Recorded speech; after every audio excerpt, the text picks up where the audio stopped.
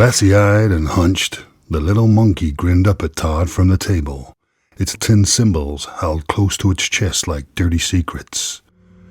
With its beady eyes and wide grin, many people thought of that certain type of toy as somewhat sinister, a prop from a horror movie maybe. But to Todd, it evoked nostalgia and memories from a long-gone childhood, and he knew there and then he had to have it. "How much for the monkey?" Todd asked, lifting his sweat-stained Red Sox cap off his head and wiping the sweat away with his forearm. The flea market bustled around him, a hot, clattering mess of voices and bartering and the smell of sizzling lamb. The souk was old, the kind of place that had been a souk before America was even a thing, and it smelled like dust, spices, and human bodies. The seller, a wiry old Egyptian man with sun-leathered skin and a cigarette dangling from his lip, barely glanced up from his newspaper. "Not for sale," he said. Todd frowned. "Everything's for sale, pal." The old man exhaled a slow drag of smoke. "That," he said, nodding towards the monkey, "is not." It sat among a scattering of personal belongings, a half-drunk cup of tea, a pack of smokes, and a greasy radio with a broken antenna. Not for sale, huh? Todd thought, but he still didn't think it was a foregone conclusion. "I'll tell you what," he said. "You name the price, buddy, and I'll see if I can work with it." The man then looked at Todd for the first time, and Todd in return saw the strange color of the man's eyes, a pale gray, some kind of cataract, Todd thought. "It is mine, and it will always be mine," the man continued, "and it will never be yours. Is that clear to you?" "What's so special about it?" Todd asked. "And if it's so precious to you, why have you brought it to a place like this?" The man did not look up, but said, "Because I need to keep it where I can see it, so I know it is safe." Todd thought it was a strange thing to be so possessive of, but he shrugged and turned away, blending back into the human tide of the market. Then came the shouting, some kind of fight, a man's voice raised, something breaking, then the chain reaction of heads turning and people moving, men shoving and grabbing at each other, none of which Todd really cared about. But what he did care about and could not stop thinking about was that damn monkey. He watched as the old man left his store to go and see what was happening. The American swiftly moved towards the toy, he then tucked it under his arm, and away he walked. A couple of hours later, Todd was sat in a bar, the kind of place where the flies were just as drunk as the patrons. The air stank of sweat, cheap whiskey, and something deep and sour that had seeped into the walls decades ago. He nursed a glass of something strong and unlabeled. The monkey sat on the table in front of him. Todd eyed the object and the monkey stared back, its cymbals held stiff and expectant. He then picked it up and turned it over in his hands, looking for a key of some sort that would wind the monkey up. "That does not belong to you." The accent was heavy, and Todd looked up. The man from the market was stood next to his table, and with the light of the bar, Todd got a better look at the toy's former owner. His face was sharp, like it was carved from granite, but his eyes, a strange swirling gray, like storm clouds rolling over the desert. Todd snorted. "Oh yeah? I don't see your name on it, buddy. Possession is 9/10 of the law, so they say." The man did not blink. "I don't care about your bullshit. You must return it to me now." Todd took a slow sip of his drink. He wasn't a man who spooked easy. "And why is that?" he asked. The man reached for the monkey, and Todd snatched it out of reach. The stranger moved fast. His hand shot out, closing around Todd's wrist, squeezing. His grip was like a vice. "You idiot," he said through gritted teeth. "You do not understand what you are doing." Todd snatched his arm away. The monkey tumbled onto the table. The stranger lunged again, but then hands, big and rough, gripped the man's shoulders and dragged him back. "Hey, none of that shit in here," barked a heavy-set bartender with a filthy white shirt. He dragged the gray-eyed man away, shoving him towards the door. "Now get out." The stranger didn't fight. He just stared at Todd, those strange eyes locking onto him like a curse. "You will regret this," he said, and then he was gone. The bartender shook his head, muttering in Arabic. He then turned back to Todd. "I'm sorry," he said. "You get many kinds in here." Todd picked up the monkey. "Yeah," he replied, "I guess you do." Todd's apartment was a dingy little place on the third floor of a crumbling building just off a busy street. The ceiling fan barely stirred the thick night air, and even with the windows open, the heat pressed in like a damp hand. He stripped off his sweat-soaked shirt and stepped into the shower, letting the water drum against his skin. His muscles ached, and his mind buzzed with whiskey and exhaustion. That guy at the bar, those strange gray eyes, the way he moved, Todd thought he should be able to shake the memory off and chalk it up to good old Cairo weirdness, but it seemed to cling to him. After his shower, Todd sat on the balcony of his apartment, a fresh drink in his hand, and he set the monkey down on a small iron table and lit a cigarette. The toy just sat there, grinning. A cheap little thing, but something about it truly captivated him. He exhaled smoke, watching the ice melt in his glass. His fingers traced the rim of the glass as his mind drifted back to another monkey, almost the same, the one he'd had when he was just a child. His dad had bought it home from a second-hand toy store in Boston. Todd would wind it up and watch it clap its cymbals together, the sound sharp and tinny in their old house, the house that burned. Todd's throat tightened. He could still hear his little brother screaming. He remembered the sense of loss which met him once help arrived. His brother and his parents were gone. Todd squeezed his eyes shut. No use thinking about it now, he thought. That was a long time ago in another life. He let the whiskey do its work, and before long, sleep pulled him under. He woke to the sound of heavy breathing, deep, slow, and right in front of him. Todd's eyes snapped open. The gray-eyed man from the bar stood on the balcony, silhouetted against the hazy city lights. He was barefoot, his robes hanging loose around him, and in his right hand he held a long, curved blade. Todd's stomach turned to ice. What the fuck? He sat up fast, knocking over the empty glass.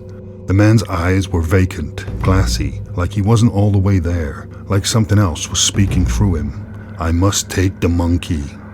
Todd swallowed, heart slamming against his ribs, but still he felt defiant. Yeah? And what if I say no? The man's grip tightened on the blade. Then I will kill you where you sit. It is not what I would choose, but your life will be nothing compared to the many who may perish because of your foolishness. Cold sweat prickled along Todd's spine. Jesus, buddy, it's just a goddamn toy. What's the big fucking deal? The man took a step forward. You do not understand its power. Todd's mind raced. He could yell, but this wasn't the kind of place where people rushed to help. He could grab the toy and run, but the guy was blocking the only exit. Todd's eyes flicked to the table, and the monkey stared right back at him. And he knew right there and then he was not going to give it up. The second he moved, the man lunged. Todd dove forward, his hands closing around the monkey as the man's blade slashed down, grazing the American's forearm. He gritted his teeth against the pain and twisted, bringing his elbow up hard into the man's ribs. They struggled, a tangle of limbs and sweat, Todd grappling for the knife, and the man trying to wrench the monkey from his grip. Then the world tilted. Todd barely had time to yell before they crashed through the weak balcony railing. The fall was short but brutal. Todd hit the ground hard, the breath torn from his lungs. Pain shot through his ribs, but he was alive and didn't think anything was broken. Groaning, he pushed himself up. His head spun, his arms ached. Then he saw the other man, who lay still, the blade buried deep in his stomach, dark blood pooling beneath him. His chest rose and fell in ragged, uneven breaths. His lips moved, but no sound came. Todd staggered back, the toy still clutched in his hands. Above him, in the broken remains of the railing, a wind whispered through the empty space. After leaving the hospital the following day, Todd had a second visit from the police. They seemed happy with the narrative that the older man was just a lunatic who had formed some kind of obsession with the American. They never asked about the monkey, so Todd didn't feel the need to mention it. The man was alive, and Todd told them he did not want to press charges, he just wanted the whole thing done with. He spent the rest of the day resting and sleeping in the apartment. The following morning, Todd decided it was time to go home and see family that he hadn't seen in a long time, so he booked his flight for that evening. Later that day, Todd sat on an old bus which creaked and groaned its way through the chaotic Cairo traffic. Its interior a sweltering box of pressed bodies and the acrid stink of sweat.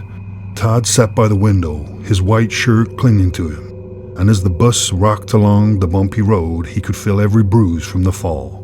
His arm, wrapped in a fresh white gauze, ached dully. For years, the idea of going back to the States had felt impossible, but now something had shifted. He wiped his brow and then reached into a bag and pulled the thing out. The cheap plastic eyes stared right back at him. It was ridiculous, really. A battered old wind-up toy, not worth more than a few bucks at best. Yet a man had tried to kill him over it, and he himself had been willing to risk death just to hold on to it. He turned it over in his hands, feeling the weight of it, the ridges of its little metal symbols. Then a thought struck him. Did the damn thing even work? He ran his fingers over its back and found a tiny, rusted wind-up key, and slowly he began to turn it. The mechanism groaned, stiff from age, but it moved. He twisted it further, winding it tight, until it would turn no more. Then he let it go. The monkey shuddered to life. Clang. The symbols smacked together. Clang. For some reason, Todd felt a shudder ripple through his body. Clang. A memory flickered into life. His childhood bedroom, the wallpaper peeling at its edges, the soft glow of a nightlight, his brother laughing, clapping along to the sound of the monkey, the way the thing had sat on its dresser, its plastic mouth pulled into a permanent grin. Clang. The flicker of orange. Firelight. His breath hitched, and then Todd heard gasps and murmurs from all around him on the bus. He blinked. The people on the bus were staring outside, wide-eyed, mouths slack with horror. Todd followed their gaze, and then his stomach dropped. Something had changed. Over the skyline of Cairo, the blue afternoon sky had turned into something unnatural, something wrong. The clouds churned like black smoke, shifting in ways the clouds should not move. And then, beneath them, there were shapes, dark, writhing shapes, descending. A wave of nausea rolled through him. The monkey kept playing. Clang.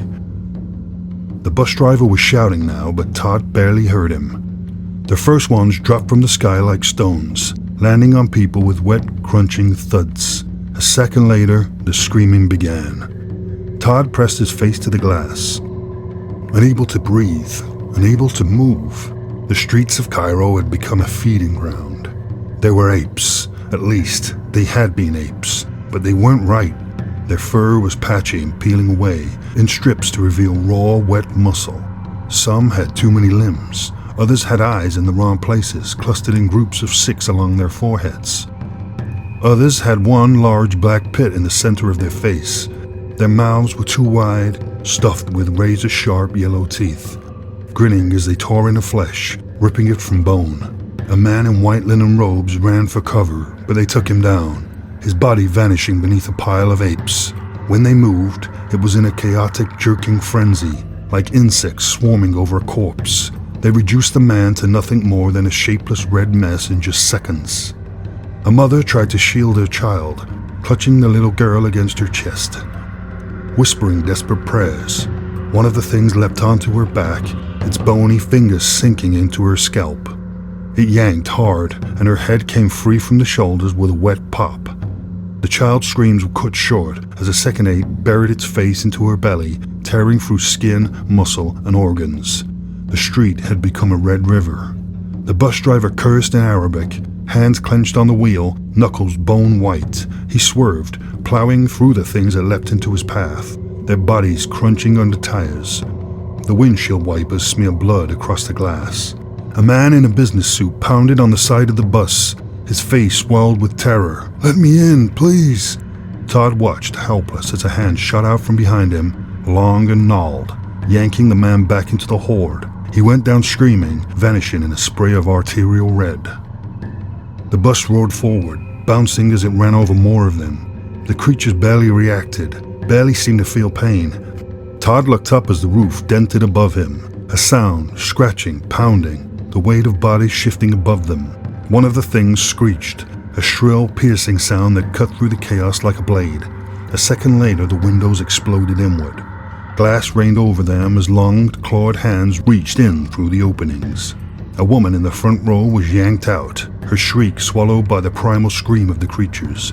The man next to her grabbed the seat, held on, but one of them gripped his face, and tight, and then pulled, and the skin came away in long red strips, exposing his skull. Todd ducked, heart hammering as someone fired a gun, a deafening bang, but it barely slowed them down. They were reaching in, grabbing at anything they could get their blood-soaked hands on. Teeth snapping, the smell of copper and shit filled the bus. The driver yelled, "Hold on!" The bus lurched, swerving hard, and Todd went flying, slamming into the window, his ribs screaming in pain. They were going faster now, plowing through the wreckage of the city. The toy monkey sat in his lap, its cymbals still clapping together, over and over, clang, clang, clang. And outside, the apes increased in numbers and continued to rip the people of Cairo limb from limb. The airport was chaos, but it was organized chaos, people screaming, crying, pushing toward the gates. But the officials kept the line moving. Maybe they thought if they got enough people out, they could contain it. It was as if they were trying to save as many people as possible by shipping them off. Or maybe they were just running on blind, dumb instinct. Either way, Todd pushed forward, clutching his passport like a lifeline. Somewhere behind them, beyond the walls and the glass windows, Cairo was dying. Security was fast, and nobody seemed to give a shit about metal detectors or pat-downs. They waved people through as if it was some kind of sick lottery, like maybe if you got to the other side you'd be safe. Todd was on autopilot, his thoughts drowned out by the sounds he'd heard on the bus, the sounds of slaughter. He needed a drink. The bar was nearly empty, save for a few stunned travelers staring blankly at the television screens.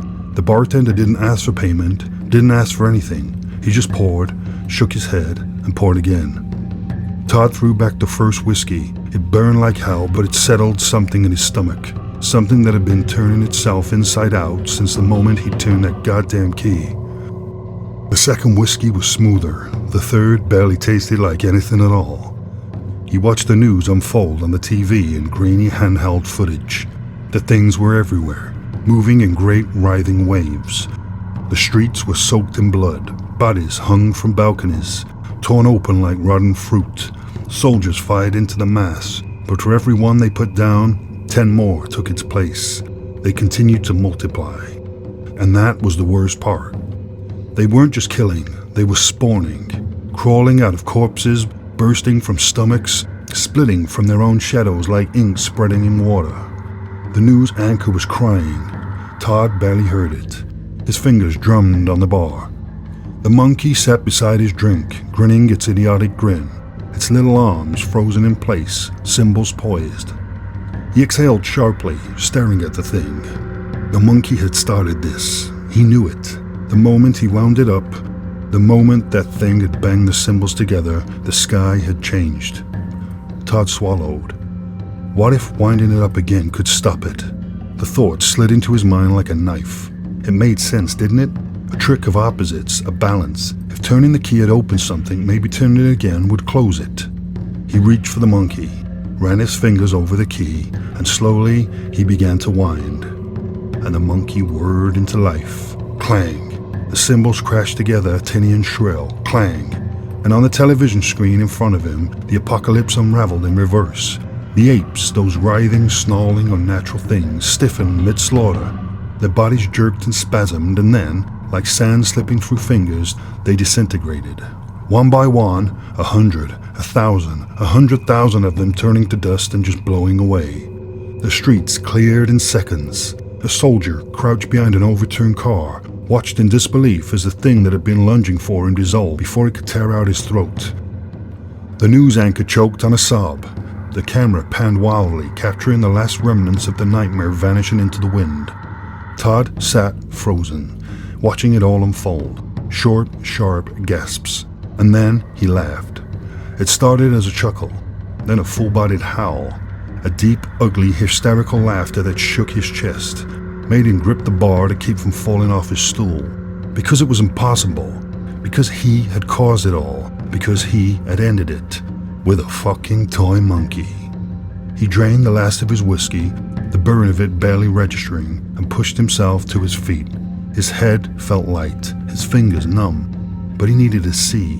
He stumbled out of the bar, through the crowded terminal where people were crying, hugging, collapsing in exhausted relief. He reached the massive floor-to-ceiling windows and pressed his palms against the glass, staring out at the city beyond. Cairo was still. Smoke curled in thin, dying tendrils from the ruinous streets, but there was no more movement, no more blood. The sky had returned to normal, a hazy, polluted dusk settling over the skyline. It was over. And then the ground moved. A deep groan rose from beneath him. The airport shuddered, the glass walls vibrating violently, sending spiderweb fractures running up their length. People screamed. The floor tilted. Todd stumbled back as the first section of tarmac outside collapsed. The earth swallowed it, hundreds of feet across. A sudden gaping void. An entire runway simply sank, dragging planes, fuel trucks, baggage carts, and people into the abyss. Todd caught the last glimpse of a ground worker falling and flailing, his neon vest flashing into the dim light, and then he was gone. Then another void opened, and then another, and another. The city sank in places, great sections of land caving inward as if something underneath was waking up, stretching and pulling itself free. Todd felt it before he saw it. A presence, a weight, a pressure in the air thick and choking. And then, from the darkness of the first void, something rose. A paw, ape-like, but impossibly large, towering thick with muscle, covered in matted black fur. It gripped the edge of the void, hauling something colossal up from its depths. Todd craned his neck, unable to process the sheer size of what he could see. The thing pulled itself free, and the earth quaked beneath its weight. It stood at least 400 feet tall, maybe more. Todd's brain could not hold the image. Couldn't compute something so massive, so grotesquely wrong.